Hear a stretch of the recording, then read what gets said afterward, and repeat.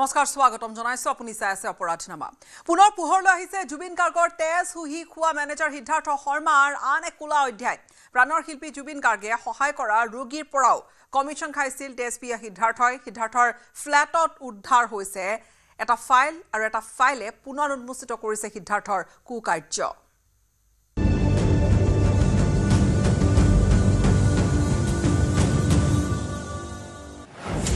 জুবিনক নীলাজৰ দলে লুটিছিল সিদ্ধাৰ্থই ডকা হকা দি হৰকাইছিল ধন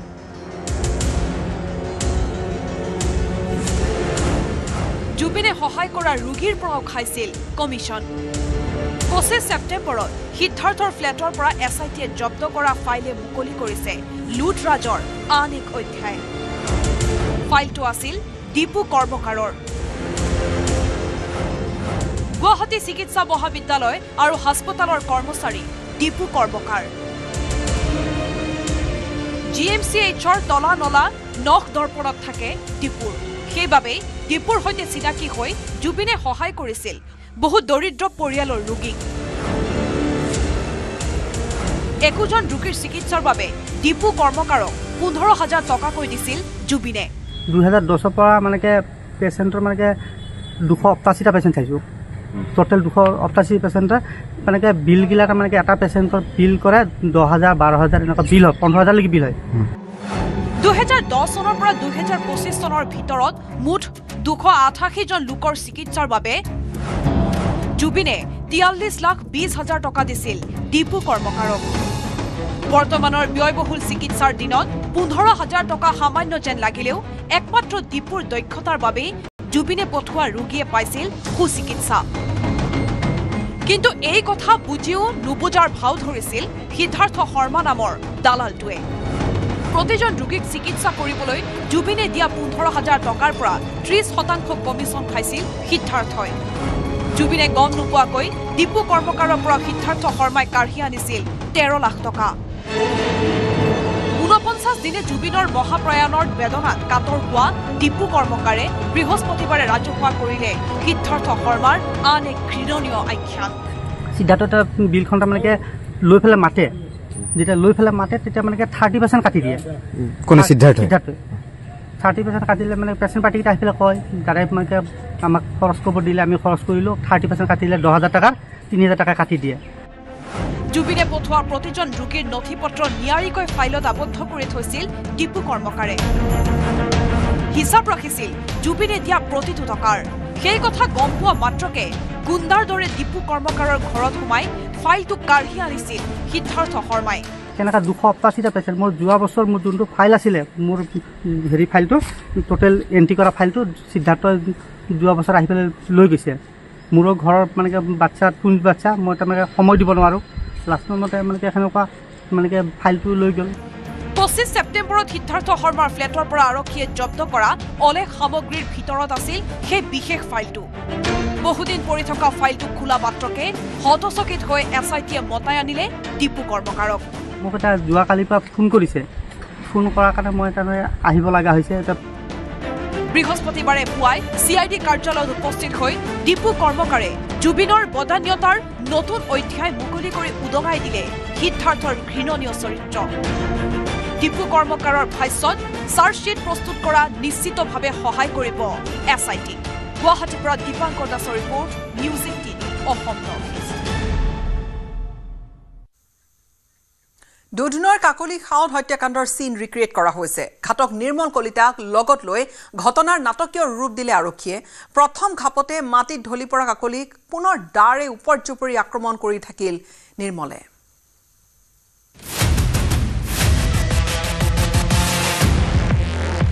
দুধনৈৰ কাকলি হত্যাকাণ্ডৰ সিন ৰিক্ৰিয়েশ্যন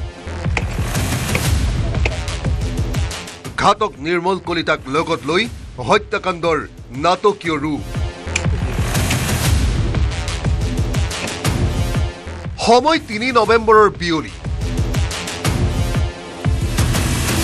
দুধনৈৰ মাটিয়াৰ মুজকুৰিত সংঘটিত হৈছিল এক চাঞ্চল্যকৰ হত্যাকাণ্ড নিৰ্মল কলিতা নামৰ এইজন যুৱকে ৰাজপথতে দাৰে ঘপিয়াই হত্যা কৰিছিল কাকলি খাউদ নামৰ যুৱতীগৰাকীক প্ৰথমে কাকলি খাউদৰ ডিঙিত দাৰে আক্ৰমণ কৰিছিল নিৰ্মলে। প্ৰথম ঘাপতে মাটিত ঢলি পৰা কাকলিৰ মূৰত উপৰ্যুপৰি দাৰে আক্ৰমণ কৰিছিল পাষাণ নিৰ্মল কলিতাই। তাৰ পাছত ৰাজপথতে কাকলি কলিতাৰ মৃতদেহ পেলাই থৈ পলায়ন কৰিছিল নিৰ্মলে। কাপোৰ আছিল দিয়া আৰু মোৰো পায়েল দিয়া আছিল, দিবাইছিলোঁ। তাৰপিছত মোক প্ৰশ্ন কৰিছে তোক কি বস্তু লাগে উচিত, কি হ'ল তোৰ? তাৰপিছত আৰু 2 দিনমান আগতে কৈছিল যা তই বি খাই মৰবি গৈছিল, এতিয়া আছিল। এতিয়া থাকাতে মই দাউদে খাপাই দিছোঁ। পৰৱৰ্তী সময়ত স্থানীয় ৰাইজে ৰক্তাক্ত অৱস্থাত যুৱতীগৰাকীৰ মৃতদেহ উদ্ধাৰ কৰি লগে লগে খবৰ দিছিল দুধনৈ আৰক্ষীক। প্ৰাথমিক অনুসন্ধানৰ পাছতে ধাননি পথাৰত লুকাই থকা অৱস্থাত আৰক্ষীয়ে গ্ৰেপ্তাৰ কৰিছিল ঘাতক নিৰ্মলক। প্ৰেমত ব্যৰ্থ হোৱাৰ বাবেই কাকলি খাউদক হত্যা কৰিছিল প্ৰেমিক নিৰ্মল কলিতাই।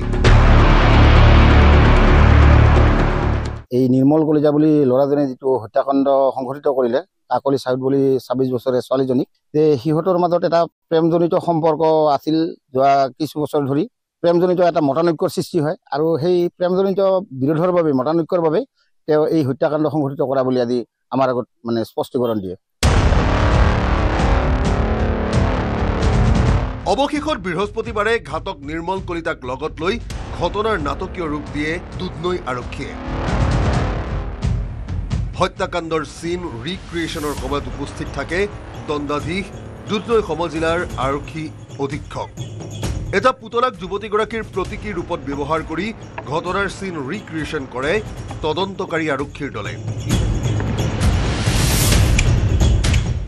ঘাতক তথা প্ৰেমিক নিৰ্মলে আৰক্ষীৰ সন্মুখত এফালৰ পৰা দেখুৱাই গ'ল 3 নৱেম্বৰৰ বিয়লি প্ৰেমিকা কাকলিক কিদৰে তাৰে নিৰ্মমভাৱে ঘপিয়াই হত্যা কৰিছিল।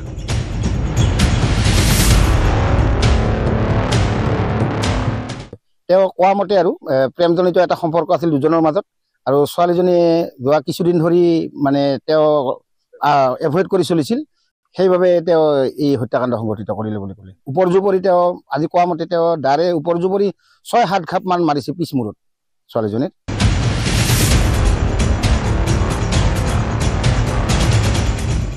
দুধনৈৰ পৰা Arup Nath report, news 18 Assam north east.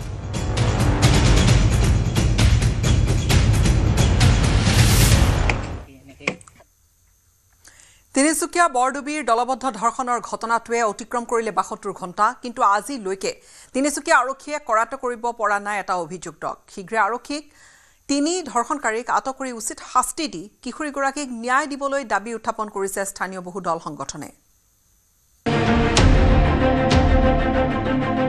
তিনিচুকীয়াৰ বৰডুবিৰ দলবদ্ধ ধৰ্ষণৰ 3 দিন উকলিল। আজিলৈকে কৰায়ত্ব নহ'ল এটাও ধৰ্ষণকাৰী। আৰক্ষীৰ বিৰুদ্ধে সৰব দল সংগঠন।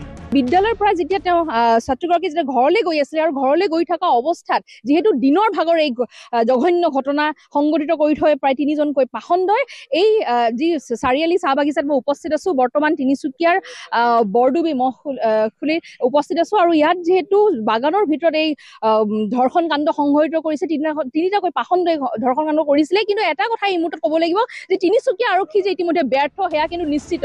সোমবাৰে বিদ্যালয়ৰ পৰা ঘৰলৈ উভতাৰ পথত দলবদ্ধ ধৰ্ষণৰ বলি হৈছিল এগৰাকী 7ম শ্ৰেণীৰ ছাত্ৰী।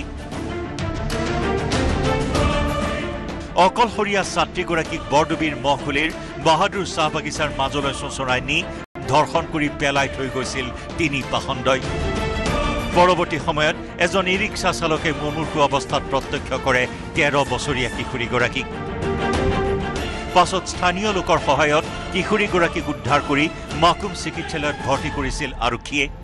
ছাত্ৰীগৰাকীৰ 2খন হাততে আছিল চোকা অস্ত্ৰেৰে কৰা আঘাতৰ চিন। ঘটনাস্থলীৰ পৰা বৰডুবি আৰক্ষীয়ে উদ্ধাৰ কৰিছিল ধৰ্ষিতা ছাত্ৰীগৰাকীৰ স্কুল বেগ আৰু কাপোৰ। ধৰ্ষণৰ সমগ্ৰ ঘটনা পোহৰলৈ অহাৰ পাছতে ছাত্ৰীগৰাকীৰ পৰিয়ালৰ লোকে বৰডুবি থানাত দাখিল কৰিছিল এজাহাৰ। 3 ধৰ্ষণকাৰীক কৰায়ত্ব কৰি কঠোৰতম শাস্তিৰ দাবীত প্ৰতিবাদমুখৰ হৈ পৰিছিল স্থানীয় লোক তথা দল সংগঠন। কিন্তু জঘন্য ঘটনাৰ 3 দিন পাছতো আজিলৈকে তিনিচুকীয়া আৰক্ষীয়ে এটাও অপৰাধীক চিনাক্ত কৰিব নোৱাৰাত ক্ষোভ উজাৰিছে দল সংগঠনে। আমি আসলতে অনুভৱ কৰিছো আৰক্ষী প্ৰশাসনে আমি যুৱ ছাত্ৰ পৰিষদে এটা কথা আমি স্থানীয় ৰাইজেও আমাক অৱগত কৰিছে এই অঞ্চলটোত এখন আউটপোষ্টৰ ব্যৱস্থা কৰিব লাগে। আমি বহু বছৰৰ পৰা আসলতে তিনিচুকীয়া জিলা আৰক্ষী অধীক্ষক মহোদয়ক আমি আহ্বান জনাই অনুৰোধ জনাই আছো এই অঞ্চলটোত আৰক্ষী আউটপোষ্ট এখনৰ ব্যৱস্থা কৰিব লাগে। উল্লেখযোগ্য যে পূৰ্বে বৰডুবিত ধৰ্ষণৰ বলি হৈ মৃত্যুমুখত পৰিছিল এগৰাকী কিশোৰী। পাছত মাতৃয়ে সেই শোক সহিব নোৱাৰি আত্মহননৰ দৰে পথ বাছি লৈছিল। আৰক্ষীৰ দুৰ্বল ভূমিকাৰ বাবেই বাৰে বাৰে বৰডুবি অঞ্চলত ধৰ্ষণৰ দৰে জঘন্য ঘটনা সংঘটিত হৈ আহিছে। এতিয়া তিনিচুকীয়া আৰক্ষীক শীঘ্ৰেই 3 অপৰাধীক কৰায়ত্ব কৰি ছাত্ৰীগৰাকীক ন্যায় দিবলৈ দাবী জনাইছে স্থানীয় দল সংগঠনে। অন্যথা ৰাজপথ অৱৰোধ কৰাৰ হুংকাৰ দল সংগঠনৰ। তিনিচুকীয়াৰ পৰা উপাসনা বৰুৱা গোস্বামীৰ report, news 18 Assam north east.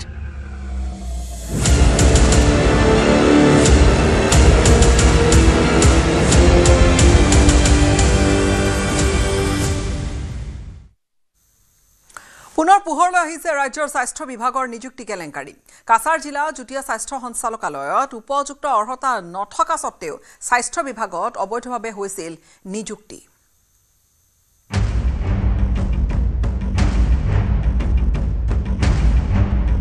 চৰকাৰী বিভাগত অনিয়ম। 10ম শ্ৰেণী উত্তীৰ্ণ নোহোৱাকৈয়ে 12শ শ্ৰেণীৰ পদত নিযুক্তি। স্বাস্থ্য বিভাগত সংঘটিত হৈছে নাভুত নাছৰুট কাণ্ড। স্বাস্থ্য বিভাগত আজব কাণ্ড। 12শ উত্তীৰ্ণ SW পদত দীৰ্ঘদিনে কাম কৰি আহিছে 9ম শ্ৰেণী উত্তীৰ্ণ প্ৰাৰ্থীয়ে। বিভাগীয়ভাৱে ইতিমধ্যে স্বাস্থ্য সঞ্চালকালয়কে প্ৰেৰণ কৰা হৈছে পত্ৰ। পিছে বিভাগীয় পত্ৰ লাভ কৰাৰ পিছতো এই মুহূৰ্তলৈকে কোনো ব্যৱস্থা গ্ৰহণ নকৰাৰ গুৰুতৰ অভিযোগ। ৰাজ্যৰ স্বাস্থ্য বিভাগত পোহৰলৈ আহিছে এই নিযুক্তি কেলেংকাৰী। উপযুক্ত অৰ্হতা অবিহনে 2013 চনতেই স্বাস্থ্য বিভাগত হৈছিল এক নিযুক্তি, য'ত 10ম শ্ৰেণী উত্তীৰ্ণ অবিহনে 12শ শ্ৰেণীৰ পদত লাভ কৰিছিল চাকৰি। কাছাৰ জিলা যুটীয়া স্বাস্থ্য সঞ্চালকালয়ত পোহৰলৈ আহিছে ভয়ংকৰ অনিয়ম। তথ্য অনুসৰি 2013 চনত অনুকম্পামূলক নিযুক্তিৰ জৰিয়তে চাকৰি লাভ কৰিছিল হাইলাকান্দিৰ এইগৰাকী স্বৰূপ পুৰকায়স্থই। স্বাস্থ্য বিভাগৰ SW পদত লাভ কৰিছিল নিযুক্তি। উপযুক্ত অৰ্হতা নথকাকৈ কেনেকৈ চাকৰি লাভ কৰিছিল স্বৰূপে? ধন আৰু মনে মিলা প্ৰাৰ্থী বাছনিৰে চাকৰি লাভ কৰিছিল নেকি স্বৰূপ পুৰকায়স্থই? শেহতীয়াকৈ যুটীয়া স্বাস্থ্য সচিব ইন্দ্ৰাণী লস্কৰৰ পত্ৰত পোহৰলৈ আহিছে এই কেলেংকাৰীৰ কথা। স্বাস্থ্য সঞ্চালকালয়লৈ প্ৰেৰণ কৰা পত্ৰখনত অনিয়মেৰে চাকৰি লোৱা স্বৰূপ পুৰকায়স্থৰ বিৰুদ্ধে তদন্তৰ নিৰ্দেশ দিয়া হৈছে। পিছে যুটীয়া স্বাস্থ্য সচিবে নিৰ্দেশনা জাৰি কৰিলেও ৰহস্যজনকভাৱে আজিলৈ নাপালে উত্তৰ। স্বাস্থ্য সঞ্চালকালয়ৰ কাৰ্যালয়তে দিনৰ পাছত দিন ধৰি পৰি থাকিল যুটীয়া সচিবৰ নিৰ্দেশ পত্ৰ। সমগ্ৰ ঘটনাক দল কৰাৰ চেষ্টা স্বাস্থ্য সঞ্চালকালয়ৰ, কিন্তু কিয় তাক লৈ উঠিছে প্ৰশ্ন।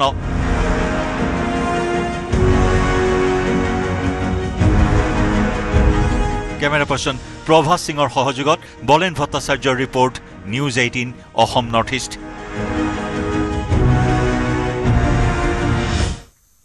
উজনি অসমত অব্যাহত আছে মানৱ সৰবৰাহৰ ভয়ংকৰ নেক্সাছ। 50,000ৰ পৰা 1.5 লাখ টকা পৰ্যন্ত বিক্ৰী হয় শিশু কিশোৰী যুৱতী।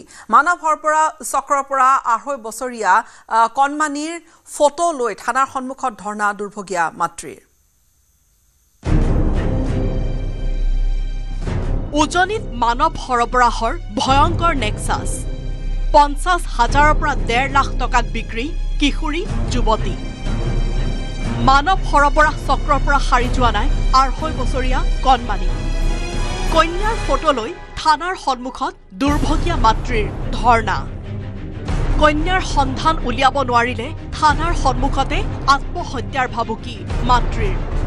हमारा बेटी है तो कहाँ पे है, नहीं तो मैं यहीं पर अपनी जान दे दूंगी और इसका जिम्मेदार पुलिस प्रशासन और मुख्यमंत्री होंगे। 2023 24 অক্টোবৰৰ পুৱা ডুমডুমাৰ ৰূপাৰ ATBPN কেম্পৰ সন্মুখৰ এখন পূজা মণ্ডপৰ পৰা নিৰুদ্দিষ্ট হৈছিল মদন শাহ আৰু সীমা দেৱীৰ 8.5 বছৰীয়া কন্যা ৰশ্মি শাহ। ৰশ্মিৰ নিৰুদ্দেশ সন্দৰ্ভত সেই সময়ত কেইবাটাও স্থানীয় সংগঠনে পথ অৱৰোধকে ধৰি বৃহৎ আন্দোলন কৰিছিল। শিবু থাপা নামৰ এজন যুৱকৰ বিৰুদ্ধে অপহৰণৰ অভিযোগ আনিছিল ৰশ্মি শাহৰ মাতৃয়ে, কিন্তু আৰক্ষীয়ে শিবু থাপাক সোধা-পোছা কৰিয়েই এৰি দিছিল। অপহৰণৰ 2 বছৰৰ পাছতো কোনো সুসূত্ৰ উলিয়াবলৈ সক্ষম নহল তিনিচুকীয়া আৰক্ষী। আনহাতে অপহৰণৰ ঘটনাৰ পাছৰে পৰা শিবু থাপাই অৰুণাচলত বসবাস কৰে বুলি জনাইছে ৰশ্মিৰ মাতৃয়ে। शिबू थापा का घर हमारा घर का सामने ये घर है। वो भी अभी यहाँ पे नहीं रह रहा है, वो अरुणाचल साइड में रह रहा है और उसको अच्छी तरह पता है कि हमारा बेटी कहाँ पर है और किस हाल में है। ইপিনে এই ঘটনাৰ পাছতে পোহৰলৈ আহিছে তিনিচুকীয়া জিলাত মানৱ সৰবৰাহৰ ভয়ংকৰ নেক্সাছৰ ঘটনা। 4 নৱেম্বৰত ডিগবৈৰ পেঙেৰী দুৱাৰমৰা সিংফৌ গাঁৱত ৰাইজে কৰায়ত্ব কৰিছিল এখন ৱেগনাৰ বাহনৰ চালকক। ডুমডুমাৰ তপোবনৰ দীপক ফুকন নামৰ চালকজনক সোধা-পোছা কৰোঁতে পোহৰলৈ আহিছিল ভয়ংকৰ তথ্য। পেঙেৰীৰ সিংফৌ গাঁৱৰ চাহ বাগিচাত কৰ্মৰত শ্ৰমিকৰ 3গৰাকী কিশোৰীক নিবলৈ দীপক ফুকনৰ বাহনখন ভাড়ালৈ লৈছিল সৰবৰাহকাৰীয়ে। পিটাৰ সোনা আৰু উমাকান্ত চেত্ৰী নামৰ 2 মানৱ সৰবৰাহকাৰীয়ে 8,000 টকাত ভাড়ালৈ লৈছিল বাহনখন। লখিমপুৰৰ হাৰমতিলৈ নিবলৈ কৈছিল কিশোৰী 3গৰাকীক। পিটাৰ টাটি বুলি পিটাৰ টাটি আনিব দিছে, গাড়ীখন পিটাৰ টাটিয়ে পঠিয়াইছে সেনেকৈ বুলি কয়। আৰু তাৰপিছত আৰু এটা নাম মেনশ্যন হৈছে টিকে বুলি মানুহৰ নাম এটা উচ্চাৰণ কৰিছে ড্ৰাইভাৰজনে। পৰিয়ালকেইটাৰ অভিযোগ অনুসৰি পিটাৰ সোনা আৰু সৰবৰাহকাৰীটোৱে নিজকে চাহ জনগোষ্ঠীৰ এটা সংগঠনৰ নেতা হিচাপে পৰিচয় দিছিল। সহজ সৰল চাহ শ্ৰমিকক প্ৰলোভন দি তেওঁলোকৰ 3 কিশোৰীক নিয়াৰ চেষ্টা চলাইছিল। इनसे क्या बोल जे मालिकटा बहुत भाला है, जे पढ़ा लिखा कर दे तो उन्हें आना जाना भी नहीं पारबा और फोन भी करे पारबा और जाए रहे को पारबा एरकम बोल के ভাল হই बोल के बोलें और एरकम बोल के लेके रही। উল্লেখ্য যে পূৰ্বেও পিটাৰ সোনাই অঞ্চলটোৰ সহজ সৰল চাহ শ্ৰমিক পৰিয়ালৰ কেইবাগৰাকীও কিশোৰী যুৱতীক বহিৰাজ্যলৈ নি বিক্ৰী কৰাৰ তথ্য পোহৰলৈ আহিছে। কেইমাহমানৰ পূৰ্বে স্কুলত পঢ়ি থকা 2গৰাকী ছাত্ৰীকো বহিৰাজ্যত বিক্ৰী কৰিছিল পিটাৰে। देखन सुने के पाती जो सब 1.5 लाख न कितना पैसा लिखला है बोले मोरचुआ के नाम से। এই ঘটনাৰ পাছতে সাংবাদিকৰ অনুসন্ধানত পোহৰলৈ আহিছে আন এক চাঞ্চল্যকৰ তথ্য। 5 মাহ পূৰ্বে মাইকেল বাৰ্লাৰ 2.5 বছৰীয়া কন্যা শিশুকো কৌশলেৰে বহিৰাজ্যত 1.5 লাখ টকাত বিক্ৰী কৰিছিল পিটাৰ আৰু টিকে নামৰ সৰবৰাহকাৰী কেইটাই। প্ৰথমে শিশুটিৰ পিতৃ মাতৃৰ হাতত 50,000 টকা দি পুনৰ সেই টকালৈ উঠাও হৈছিল 2 সৰবৰাহকাৰী। উমাকান্ত চেত্ৰী ওৰফে টিকে 6 মাহৰ পূৰ্বে মানৱ সৰবৰাহৰ গোচৰত জেলৰ ভাত খাইছিল। এতিয়া সমগ্ৰ ঘটনা সন্দৰ্ভত পেঙেৰী আৰক্ষীয়ে উমাকান্ত চেত্ৰী, পিটাৰ সাখাৰিয়া, ৰোহিত খাডাল, অজিত মুণ্ডা, দীপক ফুকন আৰু ববি দেউৰী সোনাক কৰায়ত্ব কৰিছে। আৰক্ষীয়ে কৰায়ত্ব কৰা ববি দেউৰী সোনা পিটাৰ সোনাৰ পত্নী। বৰ্তমানো পলাতক অৱস্থাত আছে মাষ্টাৰমাইণ্ড পিটাৰ সোনা। ডিগবৈৰ পৰা Rina Kakati Gogoi report, news 18 Assam north east. খবৰ ধাৰা অব্যাহত ৰাখিম সময় এটা বিৰতিৰ।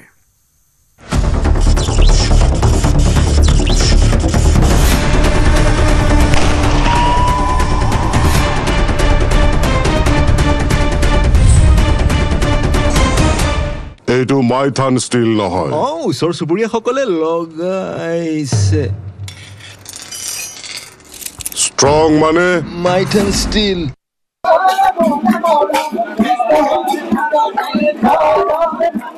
তুনিৰ বুকুৰে হৰি নামৰ অমিয়া ধ্বনি বিয়পি পৰিছে হৰি গুণ নাম নিজৰি নিজৰি। ৰাসোৎসৱক প্ৰাণৱন্ত কৰি অনন্য মাত্ৰা 50খন নৌকাৰে বিহাৰ যাত্ৰা। এয়া মাজুলীৰ উশাহ স্বৰূপ তুনিৰ পাৰ। ৰাস পূৰ্ণিমাৰ পুৱা বেলাতে তুনিৰ পাৰত সমবেত হল নৈপৰীয়া। মাজুলীৰ নদী পৰ্যটনক অন্য এক মাত্ৰা দিয়াৰ উদ্দেশ্যে আয়োজন কৰা হ'ল এই বিশেষ কাৰ্যসূচী হৰি নামৰ ধ্বনি বুৱাই বুৱাই নৈৰে ভাসমান যাত্ৰা তুনি নদীৰ কমলাবাৰী অংশত সমবেত হ'ল ৰাইজ আই মাতৃ আৰম্ভ হ'ল বৈকুণ্ঠৰ হৰিনাম তুনিয়েদি উজাই যাম শীৰ্ষক কাৰ্যসূচী জাতীয় সাজপাৰ পৰিধান কৰি সৰ্বস্তৰৰ জনতাই অংশগ্ৰহণ কৰিলে অনুষ্ঠানত আৰু স্থায়ীভাৱে যদি আমি নদীখন জীয়াই ৰাখিবৰ কথা ভাবো তেতিয়াহ'লে ইয়াত আমি বিভিন্ন ধৰণৰ নাও খেল হওক নাওৰ পৰ্যটন হওক বা তেনেকুৱা যেটো জলক্ৰীড়া মানে কিছুমান কৰিবই লাগিব সেই উদ্দেশ্য আগত ৰাখি আমি ভাবিলো যে ইমিডিয়েট আমাৰ কৰিব পৰা ব্যৱস্থা হৈছে যে আমি নাওত যদি পৰ্যটকক ঘূৰাব পাৰো পৰ্যটকক যদি বিনোদনৰ ব্যৱস্থা কৰিব পাৰো তেতিয়াহ'লে তুনিখনে নাও চলাচল কৰাৰ লগে লগে অক্সিজেন পাব পানীটো আৰু আদাৰৱাইজ পৰিষ্কাৰ পৰিচ্ছন্ন হৈও থাকিব তুনিখন এখন বুৱতীৰ নদী আৰু মাজুলীৰ ই এক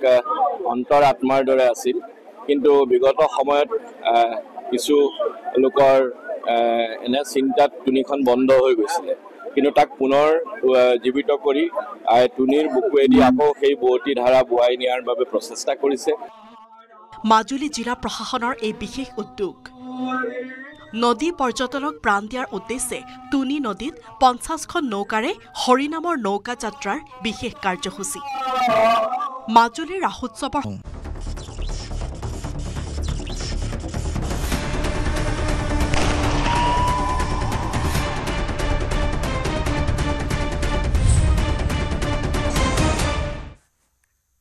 তেজপুৰৰ চিনেমা হলত উত্তপ্ত পৰিস্থিতি ৰৈ ৰৈ বিনালেৰ দৰ্শনীৰ মাজতে ৰোষত পৰিল এজন দৰ্শক চিনেমাৰ মুহূৰ্তৰ দৃশ্য গ্ৰহণ কৰি অনুৰাগীৰ ৰোষত পৰিছে সেই লোকজন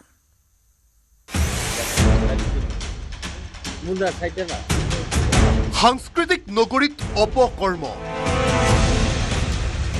ৰৈ ৰৈ বিনালেৰ দৰ্শনীত উত্তপ্ত পৰিস্থিতি আপুনি কিয় কৰিলে কামটো না আপুনি ৰেকৰ্ডিং কিয় কৰিছে বাৰে বাৰে কৈ থকা হৈছে যে ৰেকৰ্ডিং কৰিব নালাগে ৰেকৰ্ডিং নকৰিব আপুনি কিয় ৰেকৰ্ডিং কৰিছে তেজপুৰৰ চিনেমা হলত উত্তেজনা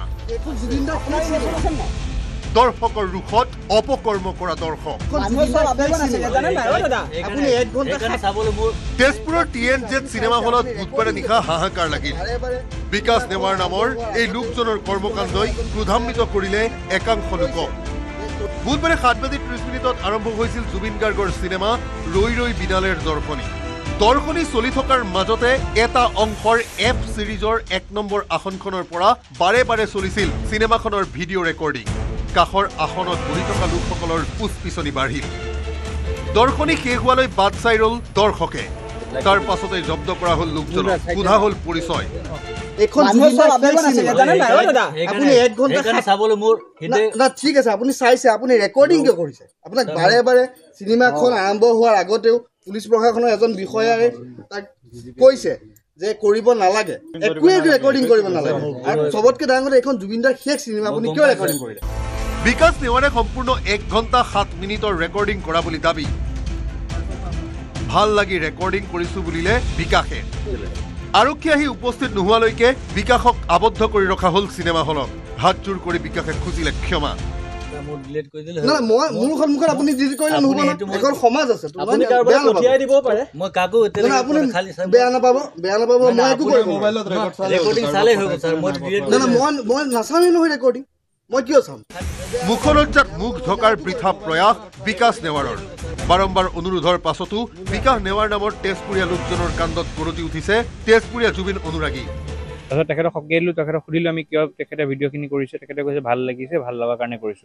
গান এটা কৰা বুলি কৈছিলে কিন্তু তেখেতে গান নহয় তেখেতে 1 ঘণ্টা 7 মিনিট কণ্টিনিউৱাছলি ভিডিঅ'টো কৰিছে ভিডিঅ'টো ফোনতে আছে চিনেমাখন জুবিনদাৰ শেষ যিটো আশা যিটো সপোন ৰৈ ৰৈ বিনালেখন খুব সুন্দৰভাৱে পৰিচালনা হ'বৰ বাবে সকলোৱে মাত মাতিছে কাম কৰি আছে পাইৰেচি মুক্তভাৱে আৰু তেনে ক্ষেত্ৰত এই ভিডিঅ' কৰাটো দুৰ্ভাগ্যজনক লজ্জাজনক কথা পৰৱৰ্তী সময়ত এনে অপকৰ্ম নকৰিবলৈ সকিয়নি প্ৰদান কৰিছে অনুৰাগীসকলে বিভিন্ন সোৰ্চৰ পৰা আহি আছে আমি তেনেকৈ সেইখিনি ৰিপৰ্ট কৰি বন্ধ কৰি আছো গতিকে আজি এইটো সঁচাকৈ দুৰ্ভাগ্যজনক আৰু যাতে ভৱিষ্যতে এনেকুৱা নহয় তাৰ কাৰণে আমি সকিয়নি কৰি দিছোঁ সকলোকে আহ্বানো জনাইছোঁ প্ৰত্যেকগৰাকী নাগৰিকক যাতে আপোনালোকে সকলোৱে যাতে এইখিনিত নজৰ ৰাখে কৈ থাকিলেও কিছুমানৰ বুধত বসতি নকৰে কিছুমান কথাই বুজাই থাকিলেও বুধগম্য নহয় কি ভাল কি বেয়া এখন ছবিৰ আৰৰ কষ্টখিনিক ভেঙুচালি কৰি অপকৰ্ম কৰা লোকৰ বিৰুদ্ধে তৎপৰ জুবিন অনুৰাগী তথা চৰকাৰ তেজপুৰৰ পৰা Hemanta Kumar Nath report news 18 Assam north east.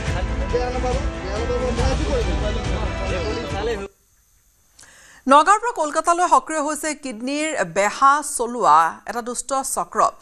গাঁওবুঢ়াৰ খবৰৰ ভিত্তিত 3টা দালালক গ্ৰেপ্তাৰ কৰাৰ লগতে নগাঁও আৰক্ষীৰ ৰেডাৰত আছে এতিয়া কিডনী বিক্ৰী চক্ৰটোৰ আন 5টা দালাল।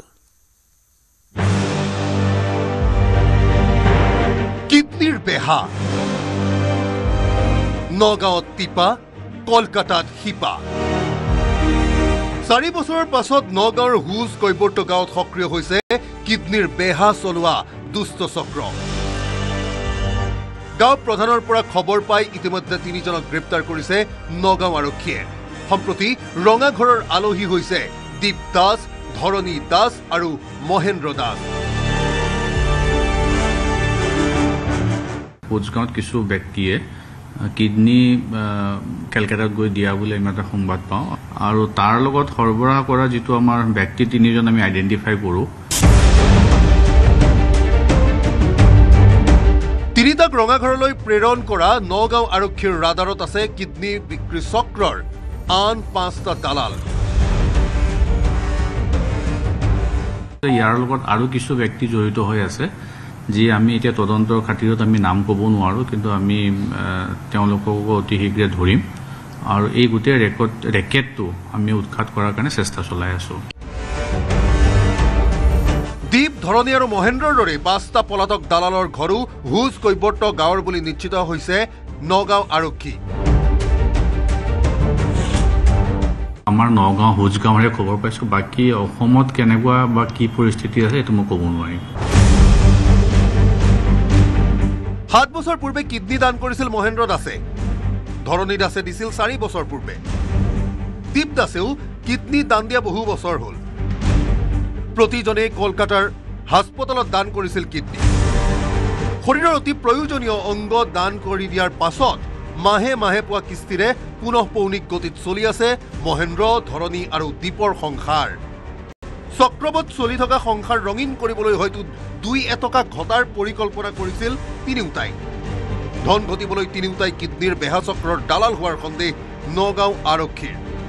কিডনী দিবলৈ যোৱাৰ সূত্ৰে কলকাতাৰ হাস্পতালত মাহৰ পাছত মাহ থাকি অহা তিনিওটাই দুষ্ট চক্ৰৰ অংশ হৈ পৰাৰ সন্দেহ নগাঁও আৰক্ষীৰ। পইচা পাতি নহয়, মোৰ নিজে যিটো মানে চলি থাকিব লাগে মোৰ সেইটো চলাই থাকে। মানিক চন্দ্ৰ হাজৰিকা মানে খুৰা নহয়, মই ৰঙাম কৈছোঁ তেওঁৰ লগত। তেতিয়া মই মানে চিনাকি পেলাই মই নিজে খুদে নিজে দিছোঁ। নাই, পইচা মোৰ লগত কোনো ঠিক হোৱা নাছিলে। কামটো যদি আগবাঢ়ে তেতিয়া মানে আলোচনা হ'ম বুলি কৈছিলোঁ। পলাই থকা 5টা অভিযুক্ত জালত পৰিলেই কলকাতাত অভিযান চলোৱাৰ সম্ভাৱনা আছে নগাঁও আৰক্ষীয়ে।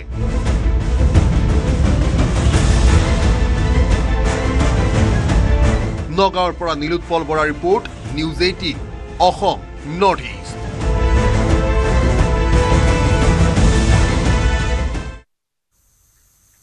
ৰিয়াৰ সৈতে সময় হ'ল বিদায় লোৱাৰ। নমস্কাৰ।